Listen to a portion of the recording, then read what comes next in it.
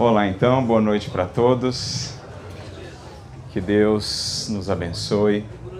Que Jesus, nosso Mestre, nosso amigo de todos os dias e de todos os momentos, que inspire a todos nós nesta noite em que podemos sentir esse calor da fraternidade, da amizade a nos envolver, em que temos essa imensa alegria de podermos estar juntos aqui novamente na praça, partilhando desse pão do Evangelho, da mensagem do Consolador, enfim, dessas alegrias tão sublimes da amizade, que são o alimento das almas. Me recordo aqui do livro Nosso Lar, no capítulo 18, Amor, Alimento das Almas, em que André Luiz conversa com Lísias, e ali eles falam sobre a amizade. Mais tarde será compreendida, e desde já podemos assim compreender, como esse alimento tão valioso, tão precioso para todos nós na caminhada, porque no fundo é essa troca de amor, que é em verdade em todo o universo, diz o Lísias a André Luiz, também a sua tia, que o amor em todo o universo é em verdade o alimento das almas. E é isso que nós buscamos, e muito nos felicita, muito nos alegra podermos estar aqui novamente, revendo corações tão queridos, conhecendo também novos corações e assim nos amparando uns aos outros para que avancemos na caminhada, não importa quais sejam as lutas, quais sejam os desafios, unidos haveremos de superar a todos e certamente Jesus não há de nos faltar com o seu amparo e com a sua inspiração. Então me sinto muito honrado, muito grato pelo convite mais uma vez de estar aqui falando nessa noite, compartilhando algo que para nós tem sido útil em nosso próprio aprendizado, em nossa própria caminhada, esperando que de alguma maneira algumas das sementes por nós semeadas, com auxílio dos bons espíritos, possam alcançar o solo dos corações de cada um dos que aqui estão, encarnados ou não, nos dois planos da vida, para que assim essas sementes, uma vez acolhidas, uma vez regadas, uma vez cultivadas, possam se fazer em cada uma das vidas aqui presentes novas flores e novos frutos que haverão de abençoar o caminho daqueles que assim florescerem, mas também daqueles que puderem com eles conviver. Porque, em verdade, na medida em que vamos compreendendo o Espiritismo e a brevidade da vida física, vamos compreendendo o valor do legado que nos cabe deixar, para além de quaisquer buscas ou conquistas materiais. É sobre o legado espiritual que somos convidados a pensar, à luz do Espiritismo, para que venhamos a viver, como diz Emmanuel, de tal forma que mais tarde, ao se relembrarem de nós aqueles que puderam conosco conviver, possam fazê-lo nessa memória, nesse relembrar, possam fazê-lo como quem abençoa a presença da fonte e agradece a passagem da luz. É assim que Emmanuel define para nós um mote de vida. Vive de tal forma que mais tarde aqueles que de ti lembrarem possam fazê-lo como quem agradece a presença da fonte, abençoa a presença da fonte e agradece a passagem da luz. Então é com esse intuito que aqui estamos, nesse ambiente de espiritualidade, nesse ambiente em que podemos sentir essas vibrações, para podermos conversar sobre um sublime amigo, muitas vezes tão esquecido, especialmente nos tempos modernos, em que são tantas as demandas, em que são tantas as distrações, que às vezes relegamos esse amigo sublime às faixas do esquecimento e do abandono, quando tanto temos a aprender com ele, com os seus conselhos, com as suas elucidações, com as suas respostas. E nada mais propício relembrar desse amigo e do seu valor do que num ambiente como o que estamos. Porque é preciso não esqueçamos desse imenso tesouro que aqui nos cerca. Caminhamos vida fora em busca de tantas conquistas, tantas realizações, tantas demandas, o que faz parte, a vida material traz as suas necessidades, as suas propostas, os seus projetos e anseios. Mas às vezes perdemos um pouco o foco, esquecemos-nos da realidade espiritual, da nossa própria essência e, de certo modo, nos distraímos com aquilo que é simples bruma, aquilo que mais cedo ou mais tarde o tempo há de consumir, há de transformar, há de levar. E assim, perdidos ou deslumbrados à caça dos tesouros terrestres, daqueles sobre os quais Jesus falou no Evangelho, que a traça haverá de consumir, a ferrugem também, ou daqueles que nos podem ser tomados, esquecemos-nos dos tesouros do céu, os que de fato nos trouxeram de volta à matéria, os que de fato nos congregam aqui. E é por isso que Jesus, ao longo de todo o processo evolutivo da humanidade, através também dos seus inúmeros mensageiros e mensageiras que têm encarnado ao longo dos séculos, tem regularmente nutrido a humanidade por meio desse amigo sublime, que remonta a tempos imemoriais, desde que a humanidade pôde desenvolver determinadas ferramentas, determinados instrumentos, erguendo então ou consolidando cada vez mais esse amigo sublime nas múltiplas formas que ele foi adquirindo ao longo dos séculos, como um dos grandes, se não um dos maiores benfeitores da humanidade. Mas, infelizmente, muitas vezes, como mencionamos, esquecido. Alguns estarão se perguntando de que amigo falamos? De quem estamos a falar? E para nos ajudar nessa reflexão, vamos então recorrer a Neio Lúcio, no seu livro Alvorada Cristã, no capítulo de número 42, cujo título é exatamente O Amigo Sublime, em que ele nos dirá: é sempre o amigo sublime, educa sem ferir-nos, diverte, edificando-nos o caráter, revela-nos o passado e prepara-nos diante do porvir. Repete-nos o que outrora um Sócrates, um Platão, um Virgílio, um Homero e outros tantos e tantos nomes que aqui poderíamos enumerar. Esse amigo sublime tem tido ao longo dos séculos a também sublime tarefa de nos repetir, de nos relembrar o que outrora esses grandes sábios nos legaram, como mensageiros do alto, como cooperadores de Jesus, na grande tarefa de educação dos espíritos que aqui evoluímos na Terra. Tarefa de dimensões que escapam ao nosso entendimento. Mais de 20 bilhões de almas tuteladas por um coração estelar e pelos satélites que, em torno dessa grande estrela, têm gravitado em órbitas mais próximas, mas que, vez por outra, quais estrelas cadentes descem à Terra, a fim de nos legar um pouco desses raios luminosos que partem daquele que é o sol espiritual de nossos destinos, Jesus para a humanidade terrestre, alcançando-nos por meio dos seus benfeitores, dos Espíritos. Mas as suas palavras quedariam esquecidas ou perdidas no tempo, não fosse a tarefa desse sublime amigo. É claro que, de boca a boca, ao longo dos séculos, na tradição oral, vão também sendo transmitidas, mas talvez de forma não tão segura quanto a garantia que o trabalho desse sublime amigo vem executando.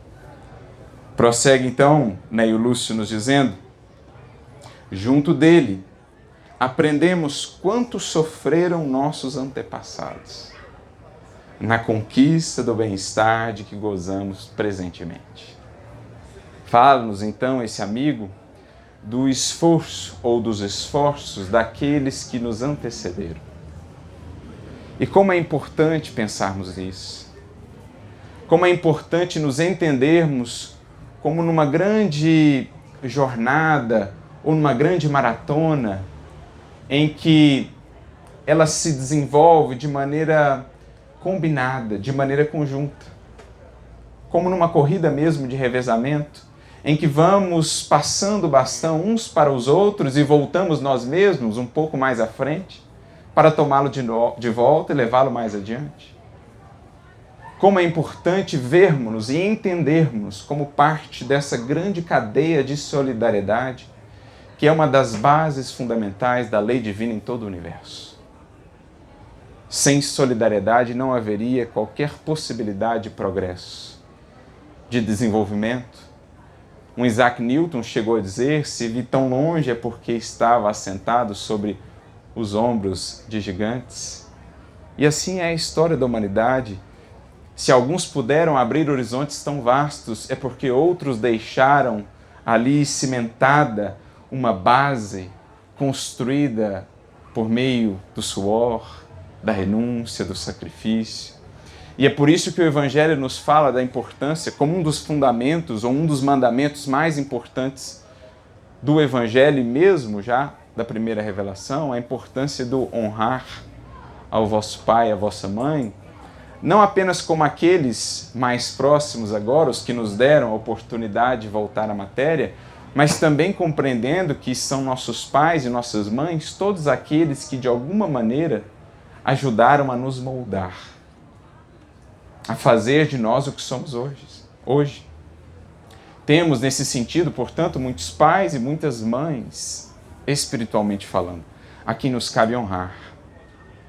E a melhor maneira de honrar alguém, lembrando Emmanuel, uma mensagem sua no livro Pão Nosso sobre gratidão, a melhor maneira de ser grato ou de honrar alguém, dirá Emmanuel, consiste na justa aplicação dos recursos recebidos.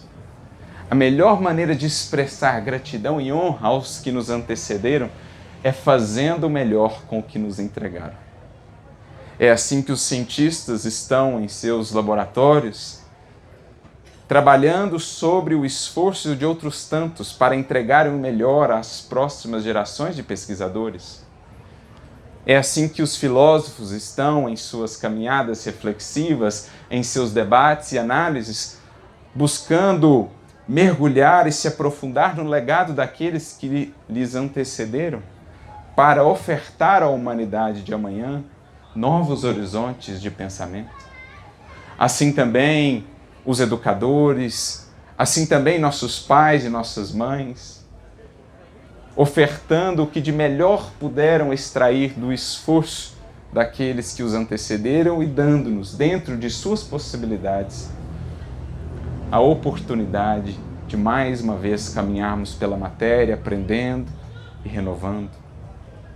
Esse amigo sublime, portanto, nos faz novamente nos integrarmos a esse fluxo, a essa corrente da vida, distante da qual estaremos, na maioria das vezes, perdidos, sem sentido, sem propósito, sem horizonte, enquanto não nos conectarmos ao que veio antes, para sermos fonte de transmissão ao que virá depois.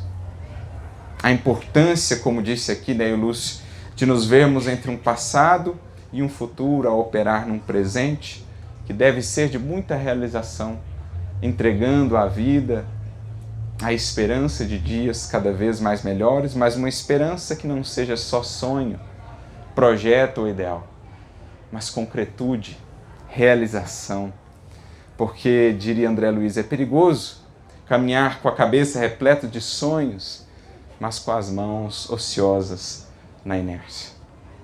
É preciso sonhar, é preciso projetar, mas é preciso construir. É preciso entregar pelo menos parte do mundo que esperamos para os nossos filhos, a partir de nosso esforço. E esse amigo vem nos lembrar disso, que muitas vezes já por aqui passamos, nessa cadeia já ocupamos diversas posições e aqui estamos de volta em uma nova posição, preparando de certo modo a nossa futura e o que há de estar nesse intermédio entre a presente encarnação e as que haverão de vir. Continua Neio Lúcio, descreve-nos esse amigo sublime a inutilidade das guerras nascidas do ódio que tem devastado o mundo séculos afora, Aconselha-nos quanto à sementeira de tranquilidade e alegria. Ajuda-nos no entendimento de nós mesmos e na compreensão de nossos vizinhos. Dá-nos coragem para o trabalho e humildade no caminho da experiência. Quanta riqueza esse amigo não nos tem dado.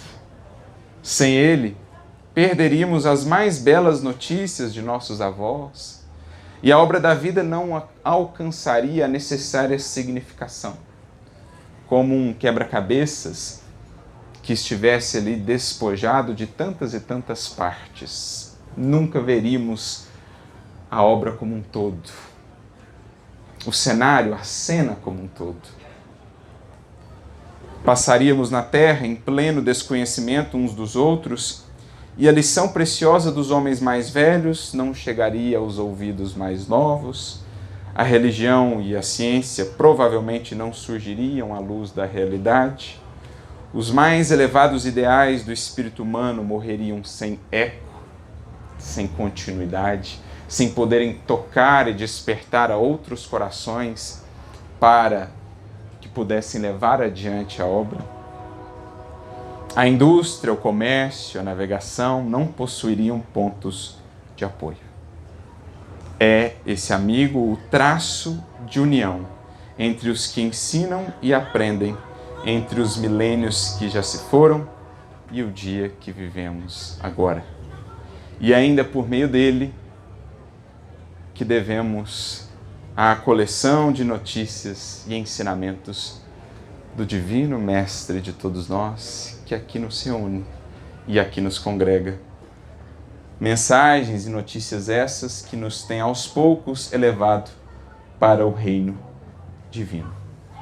Esse inesquecível e sublime amigo a quem tanto devemos chama-se livro. E aqui nós estamos cercados de tantos amigos, de tanto tesouro, de um legado espiritual que ultrapassa em muito. Não há nem patamar de comparação. Todas as riquezas materiais já acumuladas pela humanidade terrestre. Porque todas essas, o tempo as vai transformando e consumindo. No entanto, a ideia ou as ideias vivas de que o livro se faz portador, essas têm instruído e iluminado as gerações e preparado o novo mundo pelo qual tanto ansiamos. Por isso, há uma outra mensagem muito similar num livro de Irmão X, Humberto de Campos, intitulada, ou que ele comenta, na verdade, sobre as maravilhas, do mundo de outrora, do mundo de hoje. O título da mensagem é A Maravilha de Sempre. E Irmão X, ele vai fazer conosco um passeio pela história, pelos séculos da humanidade, voltando lá, por exemplo, às maravilhas da antiguidade. Lembra ele o mausoléu que foi construído lá em Halicarnasso, uma das maravilhas da antiguidade, o templo de Diana em Éfeso, o Colosso de Rhodes, o farol de Alexandria, a pirâmide de Quéops, os jardins suspensos de Semíramis na Babilônia e outras tantas maravilhas que poderíamos enumerar. No entanto, que são hoje essas maravilhas? Muitas delas sequer existem mais. Estão nos relatos, estão nos registros. Foram, de fato, inventos, criações impressionantes da humanidade. Mas, como tudo que diz respeito à matéria, encontraram ou encontrarão em algum momento o seu fim, o fim de um ciclo. Hoje, a humanidade tem outras maravilhas na forma de construções ou de inventos. Temos uma Torre Eiffel, temos um Museu do Louvre, temos arranha-céus que nos impressionam, quase que a desafiarem as leis da física, e outras tantas invenções, a computação, a tecnologia, as possibilidades que hoje fazem da capacidade humana algo tão impressionante. No entanto, tudo isso há de se transformar, tudo isso há de passar com o tempo. Mas desde tempos imemoriais, desde o primeiro momento em que os primeiros caracteres puderam ser registrados, de forma ainda elementar, de forma ainda singela, ali iniciava para a humanidade um intercâmbio, uma troca que nunca haveria de cessar e que tem sido responsável por alimentar até aqui o nosso amadurecimento, o nosso progresso. Por isso ele fala do livro como sendo essa maravilha de sempre, em oposição ou em contraste a essas maravilhas que surgem triunfantes e passam. O livro até aqui, em suas múltiplas expressões em forma, seja ele digital, seja ele físico, o livro tem sido essa maravilha de sempre. Luz que não se apaga, cátedra ou altar invisível da educação, a educar geração após geração, preparando aos poucos no coração de cada um de nós o reino divino. E é por isso que precisamos, à luz do Espiritismo, que nos ajuda a entender o que é a evolução do Espírito, nos relembrar desse amigo, às vezes tão esquecido em nossos tempos pelas tantas distrações, e a ele recorrermos como um companheiro que tem muito a nos amparar e ofertar na jornada em que aqui estamos, para que dela não estejamos desatentos, para que dela não estejamos afastados. Porque já dizia também um grande escritor, chamado por Fernando Pessoa de o imperador da língua portuguesa, conhecido pela beleza dos seus textos, pela profundidade de seus escritos e por sua eloquência, Antônio Vieira chega a dizer que o livro é um mudo que fala, um surdo que responde, um cego que guia e um morto que vive. E é isso que está aqui ao alcance de todos nós, a preços acessíveis, especialmente essas obras que na doutrina espírita representam pilares inamovíveis e que, se nos dizemos espíritas, não podemos desconhecer ou não podemos deixar de com elas conviver. Os clássicos de Allan Kardec, de um Leon Denis, que nos trazem tantos recursos de edificação íntima, uma base tão sólida, tão segura, para nos prepararmos para a vida e os seus desafios, que seria uma profunda mesmo ingratidão a Deus, ou mesmo invigilância, temeridade de nossa parte, não aproveitar tanto investimento. É preciso interagir, é preciso conversar com esse amigo ou com esses tantos amigos, para que assim nos façamos fortalecidos, cada vez mais enriquecidos, para que a vida ao nosso redor se abra em horizontes cada vez mais vastos e mais belos, e para que tenhamos elementos com que enriquecê-la também. Porque, por meio dos livros, recolhendo os recursos, somos em verdade chamados por Jesus, pelos Espíritos, a fazermos de nossas vidas também um livro, que possa traduzir o que desses amigos temos recebido, que possa tocar e transformar e inspirar a outras vidas também, porque assim, gradualmente, nesse esforço de escrever dia a dia, nas páginas que nos são conferidas, parágrafos mais próximos ou mais sintonizados com o grande livro da vida, é esse o esforço que nos é pedido enquanto discípulos de Jesus. Porque de todos os livros há o livro dos livros, a refletir o pensamento do Mestre dos Mestres, que está ao nosso alcance, para que com ele possamos conversar. Diga, meu irmão. Oi? Pode entrar, claro. Fique à vontade, tem uma entrada por ali. Tamo junto. A esse amigo de todos os amigos, ou mestre de todos os mestres, que anseia compartilhar conosco as luzes do seu coração, as respostas que tanto buscamos, os horizontes e as perspectivas pelos quais ansiamos. Esse amigo está ao nosso alcance.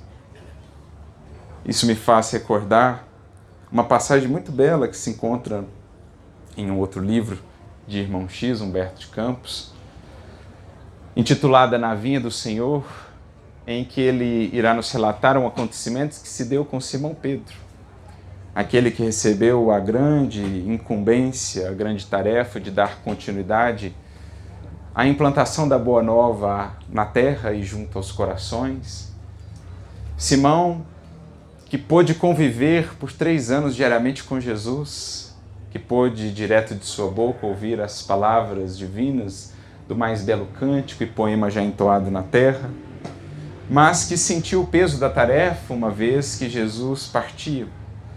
Após a crucificação, Simão, sentindo todo aquele chamado, arrependido de sua negação, soerguendo-se aos poucos para os testemunhos que haveria de vir, certa noite encontrava-se ali na casa do caminho, ofertando o seu coração a Jesus para o trabalho, para a tarefa, pedindo-lhe: envia-me, Senhor, o trabalho. Quero contribuir contigo, ajuda-me a entender o que esperas de mim. E era tão tocante a sua oração e a sua entrega que Jesus se faz presente. E muito brevemente lhe diz, em espírito: aguarde, Simão, haverei de chegar até ti, haverei de lhe enviar o tão esperado trabalho, a tão sonhada e aguardada oportunidade de servir. Simão, esperançoso, aguarda o dia seguinte, se levanta então disposto, aguardando a visita de Jesus, a ocasião do trabalho, quando logo pela manhã percebe uma confusão fora da casa do caminho. Uma multidão perseguia um determinado indivíduo que era conhecido malfeitor ali nas redondezas. E esse indivíduo, então, buscando algum refúgio, buscando algum auxílio, entra desesperadamente ali pela porta da casa do caminho, quando é reconhecido por Simão Pedro, que, ainda impaciente, o expulsa, o afasta com palavras rudes, destacando as suas imperfeições e as suas limitações. Passado um tempo, e Simão, na espera, aguardava ele o trabalho de Jesus. Passado um tempo, houve novamente um rebuliço lá fora, e ao abrir a porta, depara-se com uma mulher que era conhecida ali também na cidade, nas redondezas, pela sua condição no meretrício. Ela era perseguida por alguns circunstantes que a humilhavam, a desprezavam e buscava ela de algum modo um auxílio. Mais uma vez, Simão Pedro, ainda impaciente, ainda intransigente, ainda muito duro em seus julgamentos, a expulsa, dizendo-lhe: que pensas tu adentrando um lar ou um recinto como este, tendo a vida que tens? Acreditava ele estar fazendo certo. Afinal, aguardava a visita de Jesus para um trabalho muito importante. Passa-se mais um tempo, mais algumas horas, e novamente uma confusão lá fora, quando ele ouve um barulho à porta, e ao abri-la, um indivíduo cai então no chão. Encontrava-se ali alguém alcoolizado, também conhecido por esse hábito naquela região. E Simão, mais uma vez, com a mesma postura, afasta o indivíduo, julgando-o indigno de ali estar, naquele recinto de trabalho, naquele recinto consagrado ao Evangelho de Jesus. À noite, meio desapontado, volta-se ele à prece, esperando que Jesus pudesse novamente comparecer e explicar-lhe qual era, enfim, a sua tarefa, a proposta do trabalho. E assim ele ora, emocionado, e então Jesus comparece mais uma vez e indaga Simão Pedro: mestre, esperei-te o dia inteiro e não vieste. E Jesus então lhe responde: como não, Pedro? Hoje por 3 vezes te busquei, e no entanto não percebestes. Simão muito prontamente percebe o que Jesus dizia, a que ele se referia, e diz então ao mestre: mas eu não compreendia, Senhor, eu não entendia quais eram as suas orientações. E então Jesus traz a frase que aqui nos motiva a relembrar esta lição: Pedro, sempre que quiseres conversar comigo, lembra-te que o Evangelho tem a minha palavra. Porque é isso, ou é esta a função que o livro cumpre. Por meio dele, de certo modo, conversamos com aqueles que os geraram, com aqueles que ali deixaram as suas ideias, seja diretamente ou seja por intermédio de outrem que as registraram. No fundo, o livro opera, diz Emmanuel no livro Pensamento e Vida, um processo de telementação, em que as mentes se conectam, independentemente do espaço e do tempo. E passa a atuar o livro, então, diz Emmanuel, como um dínamo a gerar luz, como um dínamo imensamente potencializador do progresso, do coração, da mente, que sinceramente acessa o tesouro que aquele amigo sublime pode ofertar. Dínamo que, como sabemos, quem já teve aquelas bicicletas mais antigas, converte energia cinética na luz. Feliz palavra selecionada por Emmanuel, porque, de certo modo, ela traduz o que se dá na leitura de um livro. O movimento que se processa em nós, na reflexão, no mergulho íntimo, na análise de nosso interior, nas projeções, nas telas mentais, nas ideias novas que vamos recolhendo, tudo isso gera um movimento, gera um intercâmbio que aos poucos se traduz em luz. Luz naquela vida, que será a luz de outras vidas, e assim tem se propagado a luz ao longo de tantos séculos. Os grandes luzeiros de outrora que se fazem presentes juntos de nós agora, a nos falar de um horizonte de imensa luz que nos espera a todos. E acima de tudo, temos a Jesus em seu Evangelho, a descortinar para nós as belezas do seu reino. Mas para isso, é preciso aprendamos a conversar com Ele, a descobrir esses imensos tesouros. E eis que o Espiritismo, em suas tantas obras, de Kardec a Denis, de Emmanuel a André Luiz e tantos outros, trazem-nos em verdade chaves que nos permitem acessar os tesouros do livro dos livros, a palavra viva, o ensinamento vivo de Jesus, onde estarão as mais fundamentais respostas que nós buscamos, onde estará a fonte, o manancial da paz, do sentido, do propósito, da esperança de que precisamos para seguir sempre adiante, qualquer que seja a luta. É por isso que certa feita, há muitos séculos atrás, encontravam-se 2 corações em algum lugar da Turquia, em algum lugar da região chamada Galácia, exaustos os seus corpos, extremamente cansados pela jornada que empreendiam, a serviço da difusão desta luz. Fim do dia de caminhada, de jornada, buscaram repouso em algum recanto da natureza, encontrando ali uma caverna, onde fizeram uma fogueira e passaram então a conversar. Depois de uma refeição bem frugal, bem simples, falavam eles sobre as riquezas do Evangelho de Jesus. Comentavam com uma alegria incontida, que mal podia ser medida, quanta riqueza trouxe ele à terra, dizia um. E o outro complementava: é o príncipe dos príncipes. Seu tesouro é incomensurável. Jamais imperador algum teve tanta riqueza ou deu à terra e aos que o seguem, aos seus súditos, tantos tesouros. E assim ia a conversa, corpos exaustos, mas espíritos em profunda alegria, apesar das imensas lutas. Quando são surpreendidos por alguns assaltantes que estavam ali nas redondezas, em meio à natureza inclemente, invadem a caverna e anunciam o assalto.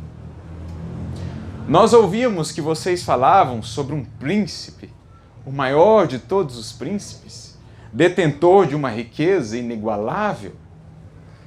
Vocês falavam sobre um mapa, sobre um roteiro para esse tesouro. Pois bem, estamos interessados nisso. Logo pedem, então, que aqueles dois viajantes passassem os poucos recursos que tinham, o pouco alimento que ainda tinham, e então indagam: onde o príncipe, onde o tesouro ou onde o mapa? Um desses, com profunda presença de espírito, aponta para algumas folhas, alguns pergaminhos na mão do outro, do amigo, e diz: ali está o roteiro, ali está o mapa do tesouro. Quem o encontrar nunca mais precisará de nada. Os assaltantes, então, surpreendidos, e de certo modo ali animados com as perspectivas de um imenso tesouro, logo tomam aquelas folhas, aqueles pergaminhos da mão do indivíduo e somem no escuro da noite dizendo: deem graças a Deus que não os matamos, que não os eliminamos. Ao partirem, deixam ali os dois ainda meio surpreendidos com a situação, um deles mais sereno, mais até confiante, o outro um pouco triste, um pouco decepcionado, não pela falta dos recursos materiais, pela perca do restante de alimento que possuíam, mas sobretudo por haverem perdido aquelas folhas, aqueles pergaminhos. Alguns amigos, creio, já identificaram de quem estamos a tratar, de qual passagem estamos a falar, mas estamos recordando aqui o caso de Paulo e Barnabé. Em sua primeira viagem apostólica, quando, passando ali pela região da Galácia, se dirigiam à cidade de Antioquia da Pisídia, depois Listra, Derbe, na primeira viagem apostólica do apóstolo Paulo, passaram eles por essa experiência e, após terem sido ali despojados daqueles recursos, Barnabé volta-se para Paulo e diz: olha, com a carência absoluta de recursos eu até posso conviver. Agora, sem o Evangelho, como nós vamos seguir? Porque era a cópia do Evangelho que estava ali registrada naqueles singelos pergaminhos. As primeiras cópias dos ensinamentos de Jesus que circulavam entre os primeiros cristãos e que valiam verdadeiramente ouro, não que tivessem preço, mas pelo tesouro de que eram portadores. Saulo, sorridente, volta-se ao amigo e diz: fique tranquilo, Barnabé. Com relação aos recursos, logo nós chegaremos em Antioquia e lá a gente vai encontrar trabalho, o Senhor há de prover e os recursos não nos faltarão. Plena confiança. No meio do mato, sabe-se lá onde, não tinha bússola, não tinha mapa, não tinha nada, mas a plena confiança. Com relação ao alimento, nós temos as frutas silvestres. À noite, nós podemos dormir ali porque haviam sido despojados também de suas túnicas, que eram utilizadas para se cobrirem do frio.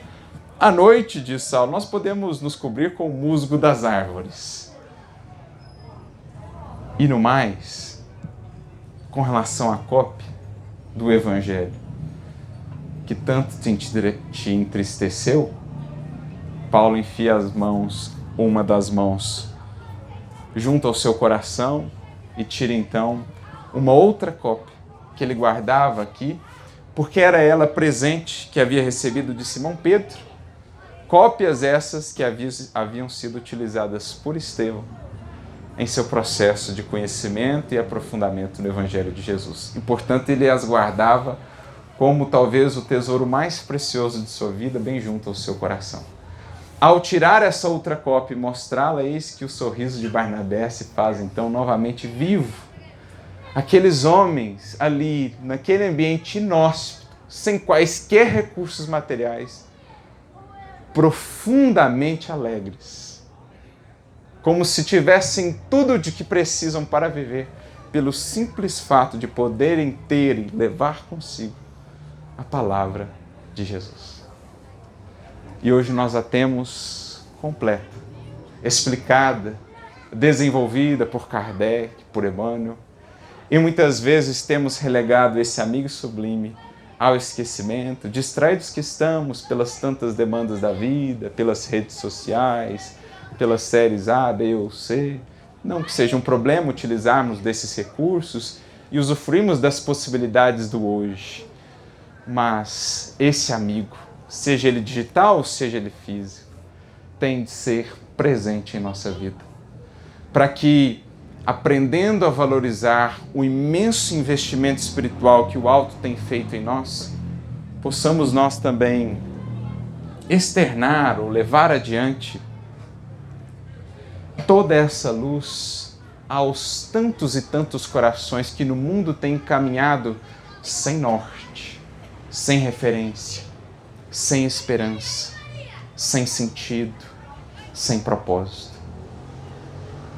Por isso, nossa fala aqui nessa noite, como tem sido já há alguns anos em nossa fala aqui na Feira do Livro Espírita, ela visa trazer novamente para a posição de destaque esse legado e esse tesouro que está em nossas mãos. O livro espírita pode ser para nós, por ora, apenas algo que levamos daqui para colar, algo que adquirimos e deixamos na estante. Mas dia chegará, e que seja esse dia, enquanto aqui estamos encarnados ainda, que haveremos de entender as imensas possibilidades que se abrem, que se desenvolvem a cada coração, que a ele se entrega nesse diálogo, nessa comunhão, nesse processo gradual de aprofundamento e iluminação que vamos auferindo a partir desse contato. As respostas que às vezes buscamos às tantas dúvidas que ainda trazemos e que conosco carregamos, podem estar neste ou naquele livro que ali estão, naquela prateleira. Basta deixar-nos guiar pela intuição e os nossos benfeitores nos levarão aonde precisamos ir, a encontrar ali o amigo sublime com quem precisamos conversar, para que a dúvida, para que a hesitação não mais possam encontrar espaço em nosso coração, mas para que antes aqui haja certeza, convicção, que se traduza então em disposição, porque o mundo de hoje precisa, sobretudo daqueles que se disponham a ser, para Jesus, as suas mãos, a sua boca, os seus pés, os seus olhos, porque esse, em suma, é o objetivo, é o nosso dever cristão. Lembrando o apóstolo Paulo, em suas epístolas, quando nos dizia que é Jesus a cabeça, mas é a igreja o corpo de Cristo no mundo. Igreja entendida no seu sentido mais amplo, não de uma instituição humana, porque aqui estamos, espíritas ou não, independentemente de religião ou de rotulação exterior, no plano dos encarnados ou no plano dos desencarnados, aqui estamos os que de alguma maneira já comungamos com os ideais do Mestre.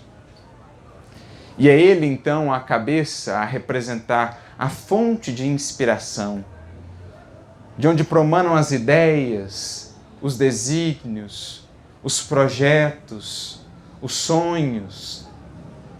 E somos nós chamados a ser no mundo esse grande conjunto, esse corpo de ação por meio do qual Jesus possa estender a bênção da sua luz, a presença do seu amor. especialmente àqueles que ainda não descobriram essa amizade e essa presença. Preciso, ó Mestre, de mãos. Não que sejamos nós essenciais. O progresso do mundo se dará conosco ou apesar de nós. Mas felizes seremos se estivermos em harmonia com esse fluxo, com essa jornada, se estivermos fazendo dos tantos recursos recebidos, de fato, uma escada de ascensão. Para que, ao voltarmos para a vida verdadeira, no encontro com a verdade pelo qual todos passaremos, não venhamos a sentir no santuário da consciência, diante do altar da lei divina em nós esculpida, aquela sensação de tempo perdido, de oportunidade não valorizada. Porque é por demais preciosa, meus amigos, uma encarnação, para não ser aproveitada em seus últimos e mais singelos detalhes. É um projeto de amor, cada encarnação, que não podemos por hora conceber ou projetar ou imaginar sequer. Quantos corações envolvidos, quanto planejamento, quanta espera, quanto anseio, quanta intercessão por cada um de nós, distantes que ainda estamos do merecimento, mas tão próximos que estamos da necessidade, que é visitada pela misericórdia, mas que, pela própria justiça da lei, dá a cada um a possibilidade de escolher, de aproveitar ou não o que tem recebido. Temos um tesouro incomensurável em mãos. Parcelas dele já no coração, já na consciência, já em nossa mente. Mas eis o grande chamamento, a grande distinção entre luz recebida e luz refletida. Entre a luz que nos visitou e a luz que de nós precisa visitar a outros corações e a outras vidas. Estamos nós nesse meio, num ponto de decisão, diante de, em verdade, uma encruzilhada, em que se nos projeta uma indagação. Seguir com Jesus agora ou postergar ainda uma vez mais o sublime encontro que nos espera. O Espiritismo não é outra coisa em nossas vidas senão a volta de Jesus ao convívio mais próximo com a humanidade. Espiritismo, dizem os Espíritos, é Jesus que volta ao convívio humano, mais vivo do que nunca, com a mensagem mais bela e mais clara do que nunca, para que não nos seja mais possível postergar, terceirizar responsabilidades ou simplesmente alegar desconhecimento.